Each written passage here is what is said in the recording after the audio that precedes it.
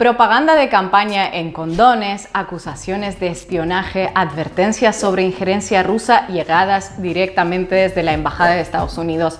Podría ser una sinopsis de House of Cards caribeño, pero no. Es Colombia a unos días de las elecciones presidenciales en las que por primera vez en décadas podría ganar la izquierda. El 29 de mayo los colombianos decidirán quién presidirá el país durante los próximos 4 años. Y aunque en las papeletas habrá varios candidatos, los que se disputan la Casa de Nariño son dos. Por la derecha, el exalcalde de Medellín, Federico Gutiérrez. Aquí bien con los miquitos, hermano, vea. Hijo de puta. Y por la izquierda, el exalcalde de Bogotá, Gustavo Petro. Hasta ahora no hemos visto encuesta que no ponga a Gustavo Petro y a su compañera de fórmula Francia Márquez a la cabeza de la contienda. Su eventual triunfo significará un cambio de paradigma sin precedentes en un país que ha sido controlado a lo largo de décadas por unas cuantas familias a lo Downtown Abbey andino. ¿Qué les pasó a los colombianos? ¿Un virus de mamertos desató una pandemia? ¿El huracán bolivariano terminó devastando a la ejemplar democracia colombiana? No. El camino del uribismo al petrismo ha tenido unas cuantas paradas. Para entenderlo un poco mejor tenemos que remontarnos a finales de abril de 2021, cuando el gobierno del actual presidente Iván Duque aprueba una reforma tributaria tan eficiente como el plan de negocios de Armando Mendoza en Ecomoda. Se impone IVA a productos de primera necesidad, agua, electricidad y gas. En medio de una de las crisis sanitarias más apremiantes de las últimas décadas y en un país con casi la mitad de la población viviendo bajo el umbral de la pobreza, el resultado de semejante medida es desesperante, aunque no sorprendente. Centenares de miles de ciudadanos salen a las calles pese al COVID y pese a la represión. La violenta represión de las manifestaciones por la policía, el ejército y paramilitares recibe una atención muy justita por parte de la prensa internacional. No es Venezuela, no es Cuba, no es Nicaragua. Sigamos. El gobierno y los medios locales, mientras tanto, hacen lo que mejor les sale: buscar los motivos de las protestas en la trama comunista, la injerencia extranjera o en los antiguos guerrilleros de las FARC. ¿Quiénes son esos vándalos que actúan de manera violenta en cada una de las protestas? Aquí hay unas fuerzas internacionales aliadas con guerrilla que son distintas de los ciudadanos que marchan. Meses de protestas dejan más de 80 muertos y desaparecidos, centenares de denuncias de tortura, secuestro, pérdida de ojos, violaciones. Las organizaciones de defensa de los derechos humanos apuntan que uno de los principales responsables es el Escuadrón Móvil Antidisturbios, el ESMAD, una fuerza policial considerada la más letal contra los movimientos sociales y estudiantiles que se manifiestan en las calles. Por favor, hijo, hijo, llévame contigo, hijo. ¡Ahí lo mataron! ¡Ahí lo mataron! La reforma tributaria de Duque, que desencadenó las protestas más multitudinarias en la historia reciente del país, es solamente la gota que colma el vaso del descontento. Los índices sociales no son un motivo de orgullo. En un país de 50 millones de habitantes hay 21 millones de pobres. Un tercio de ellos sobrevive con $1 al día. Otro 30% de la población vive en riesgo constante de pobreza, es decir, les da para comer y listo. Colombia es uno de los líderes indiscutibles en los rankings de los países más desiguales del mundo.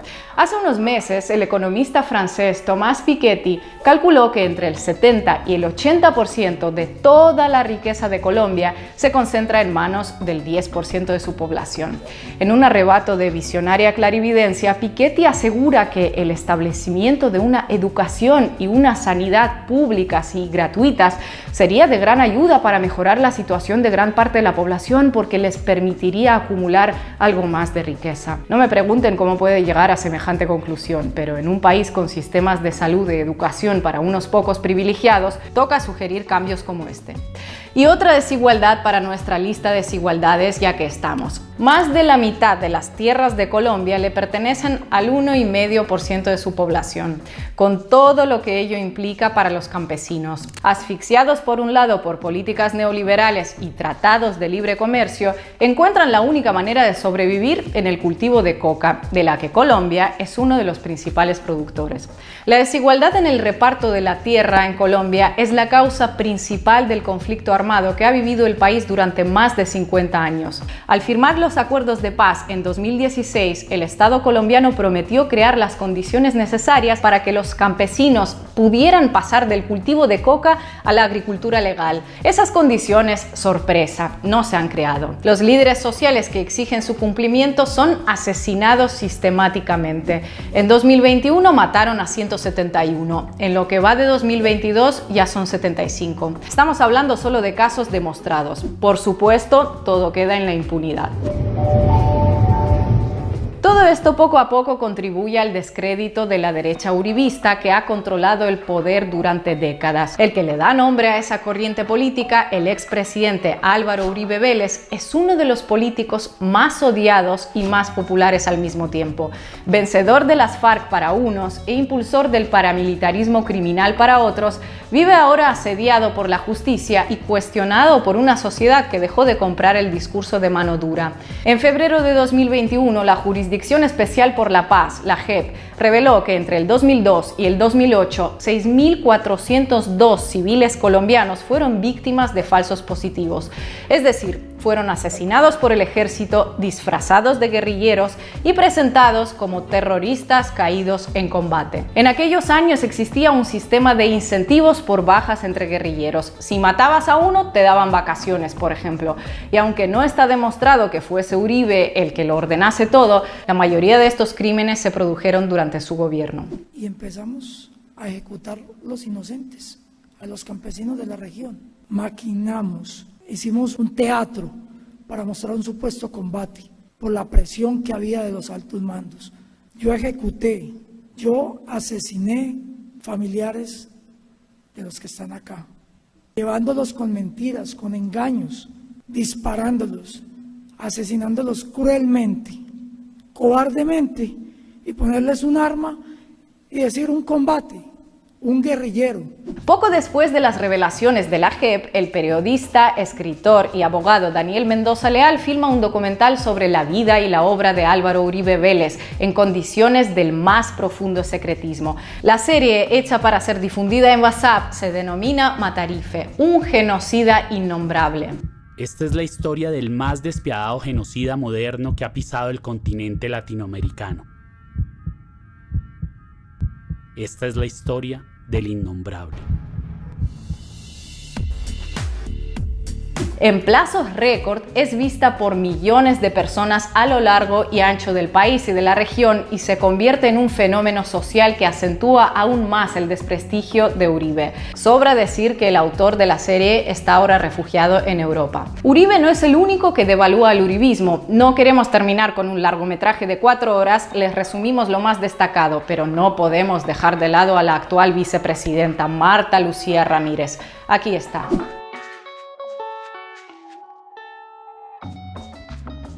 Una reciente investigación periodística reveló un detalle que en Colombia desconocían, que en los años 90 la vicepresidenta pagó una fianza para su hermano detenido por ingresar heroína en Estados Unidos. A lo largo de su carrera, Ramírez defendió la línea dura contra las drogas, pero algo falló cuando el empantanado resultó ser uno de los suyos. Una tragedia familiar, según lo describió ella misma. Eso sin contar el escándalo que arropó directamente a Iván Duque cuando salió a la luz un audio que fue convenientemente ignorado durante meses y en el que el narcotraficante y testaferro José Guillermo Hernández, mejor conocido como Ñeñe, dejaba muy clara la compra de votos a favor de la candidatura del actual presidente. Pero ojo, que esto no se supo porque se hubiera investigado deliberadamente, sino que se filtró en 2020, cuando empezaron las pesquisas después del asesinato del Ñeñe en Brasil, lamentado por el mismísimo Uribe. Esta vez las evidencias eran tan contundentes que la foto el Ñeñe como invitado a la Casa de Nariño en la toma de posesión de Duque, no dejó mucho espacio para las típicas excusas. Así, de escándalo en escándalo, o mejor dicho, de tragedia familiar en tragedia familiar, la desaprobación de Iván Duque no baja del 70%. Y así es como llega Colombia a estas elecciones. Muchos se preguntarán, pero esto no surgió en los últimos 4 años, si los datos que nos da son de hace muchos. Y sí, efectivamente, son de décadas todos estos datos, y pese a toda la maquinaria mediática colombiana trabajando para el uribismo, no es que fuesen muy fáciles de ocultar. ¿Qué ha cambiado entonces?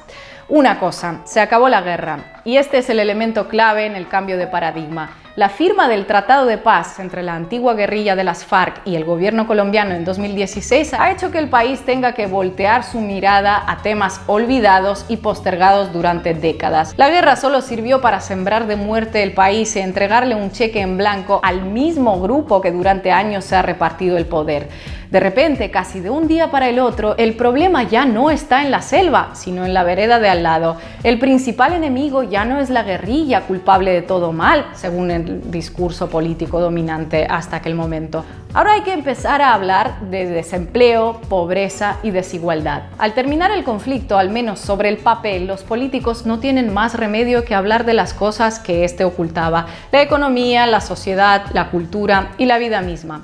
En este escenario casi inédito para un país que tiene más de 6 décadas en guerra, los colombianos ahora se debaten entre el cambio que propone Gustavo Petro, el claro favorito de las encuestas que ha pactado con los sectores más diversos de la política, o respaldan a Fico Gutiérrez, el gallo tapado del uribismo que en la recta final echa mano de la vieja confiable de la derecha colombiana: polarizar con el miedo.